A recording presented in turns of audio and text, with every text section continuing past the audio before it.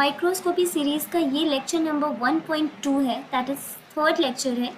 First lecture में हमने discuss किया था माइक्रोस्कोपी का इंट्रोडक्शन, सेकेंड लेक्चर में हमने डिस्कस किए थे टाइप्स, और अब आता है ये थर्ड लेक्चर जिसमें हम डिस्कस करने वाले हैं ब्राइट फील्ड माइक्रोस्कोपी के बारे में। अगर आपने लेक्चर नंबर 1 और 2 नहीं देखा तो आप पहले उसे देख लीजिए ताकि आपका इंट्रोडक्शन और टाइप्स क्लियर हो जाए। उसके बाद आप अगर ब्राइट फील्ड माइक्रोस्कोपी ये देखते हैं तो आपको ज़्यादा अच्छा समझ में आएगा। ठीक है, तो स्टार्ट करते हैं। ब्राइट फील्ड माइक्रोस्कोपी क्या है? लाइट माइक्रोस्कोपी का पार्ट है।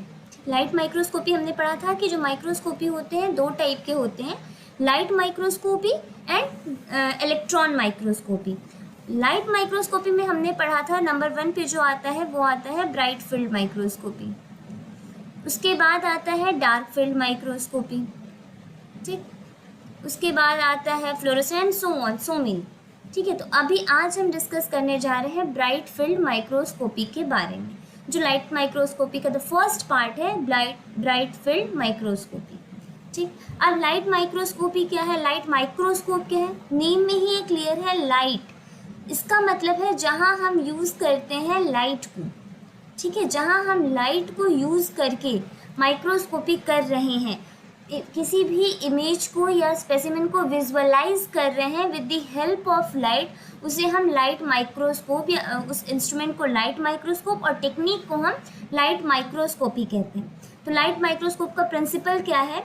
Light microscopes visualize an image, visualize मतलब देखना, हम उसको विजुअलाइज कर रहे हैं, an image by using a glass lens का यूज़ करके, and magnification is determined by the lens ability to bend light and focus it on the specimen which forms an image. ठीक, ये है इसका प्रिंसिपल। ये एक सिंपल सा light microscope है जिसके ये बेसिक जो स्ट्रक्चर्स हैं वो लेवल किए हुए हैं। ठीक है, जो सबसे नीचे क्या है? ये बेस है। बेस क्या करता है? सपोर्ट प्रोवाइड कराता है माइक्रोस्कोप को। ठीक, फिर ये क्या है? ये लाइट सोर्स है, यहाँ से लाइट निकलती है। ठीक है, ये लाइट सोर्स है। लाइट माइक्रोस्कोपी है तो लाइट सोर्स तो कंपलसरी है कि होना ही होना है, तो ये है आपका लाइट सोर्स। ठीक, फिर लाइट सोर्स से लाइट निकलती है। ये क्या है? फाइन एडजस्टमेंट, जो इमेज को क्लियर करने में हेल्प करता है। Force adjustment, diaphragm, stage, objective lens, nose piece, arm, eye piece, ये सारी चीज़ें हम ऑलरेडी सेकेंड लेक्चर में डिस्कस कर चुके हैं। ठीक, नेक्स्ट हम आते हैं ब्राइट फील्ड माइक्रोस्कोपी पे। अब ब्राइट फील्ड माइक्रोस्कोपी क्या चीज़ है? ये भी नाम से क्लियर है। फील्ड का मतलब क्या हो गया? फील्ड का मतलब हो गया बैकग्राउंड। ठीक है, बैकग्राउंड।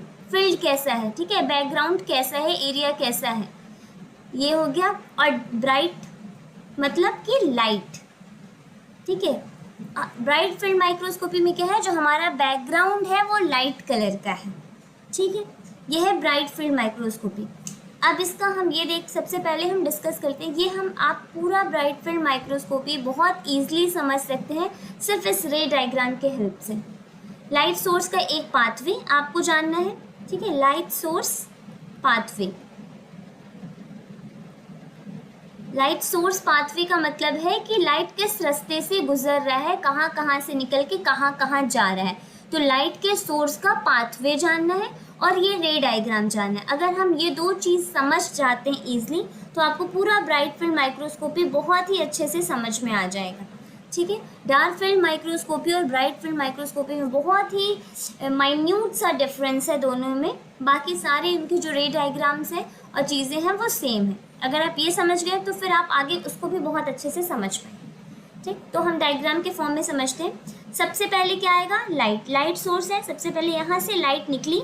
लाइट कहाँ जाएगी? लाइट सोर्स से लाइट निकल के जाएगी कंडेंसर लेंस पे।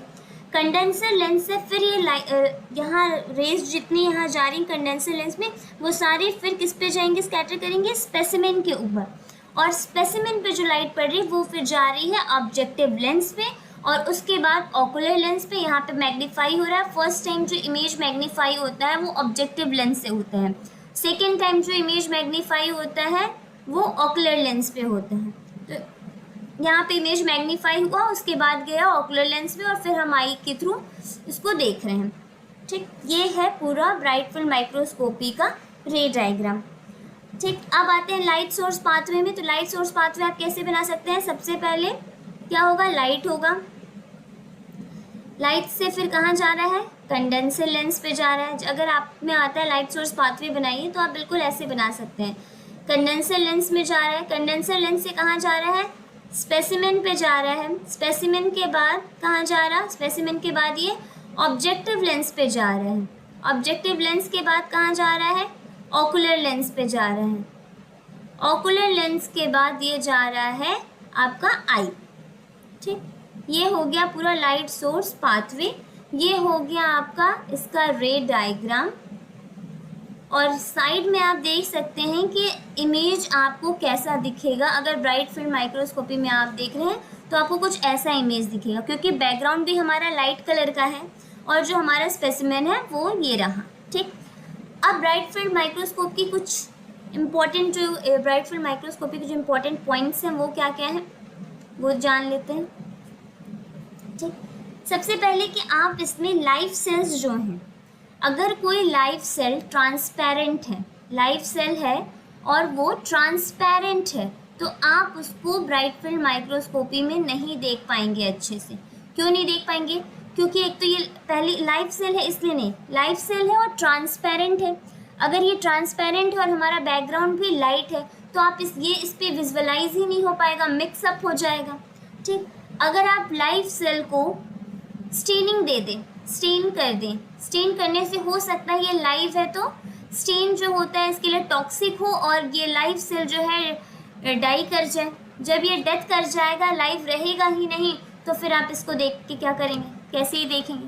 तो इस पे लाइव सेल जो ट्रांसपेरेंट होते हैं उनको हम ब्राइट फील्ड माइक्रोस्कोपी पे नहीं देख सकते। पर अगर कोई लाइव सेल है जिसका अपना खुद का पिगमेंटेशन है, खुद का कलर है कोई, तो उस ऐसे हम स्पेसिमेन को, ऐसे माइक्रोब्स को हम ब्राइट फील्ड माइक्रोस्कोपी में ईजिली देख सकते हैं, क्योंकि उनके पास अपना खुद का पिगमेंटेशन है, अपने खुद के कलर हैं। तो बैकग्राउंड हमारा ब्राइट होगा और जो उस पर हमारा स्पेसिमेन होगा वो, क्योंकि उसके खुद के पिगमेंटेशन है, तो वो हमें यहाँ पे अच्छे से उभर उभर के दिखाई देगा। ठीक, एक तो ये बात हो गई। क्या है कि लाइव सेल अगर ट्रांसपेरेंट है तो हम उसे ब्राइट फील्ड माइक्रोस्कोपी में नहीं देख सकते, बट अगर लाइव सेल के पास अपना खुद का पिगमेंट है, खुद का कलर है, तो आप उसे आसानी से देख सकते हैं। अब सेकेंड क्या है, कोई अदर स्पेसिमेन है, कोई भी अदर स्पेसिमेन है या माइक्रोब्स है जो ट्रांसपेरेंट है और उसको अगर हमें ब्राइट फील्ड माइक्रोस्कोपी में देखना है तो हमें स्टेनिंग प्रोवाइड करानी पड़ती है। ठीक है, हम स्टेन करके तब स्पेसिमेन को देखते हैं ताकि वो बहुत ही अच्छा विजुअलाइज हो, अच्छे से दिखाई दे। ठीक, जिसके लिए आपने मोस्ट कॉमनली सुना होगा मिथाइलिन ब्लू, जो स्टेनिंग में हम यूज़ करते हैं। मिथाइलिन ब्लू क्या करता है, मिथाइलिन ब्लू जो होता है वो न्यूक्लियाई को कलर करता है। ठीक है, मिथाइलिन ब्लू न्यूक्लियाई को कलर करता है। और एक बहुत कॉमन आपने सुना होगा ग्राम स्टेनिंग। ग्राम स्टेनिंग हम यूज़ करते हैं बैक्टीरिया को स्टेन करने के लिए।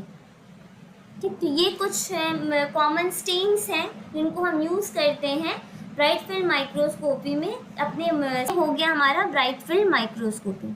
डार्क फील्ड माइक्रोस्कोपी हम नेक्स्ट लेक्चर में डिस्कस करेंगे। और अगर इस पर्टिकुलर ब्राइट फील्ड माइक्रोस्कोपी का आपको नोट्स चाहिए तो आप कमेंट सेक्शन में आप मैसेज कर सकते हैं। I will provide the notes. Okay, thank you.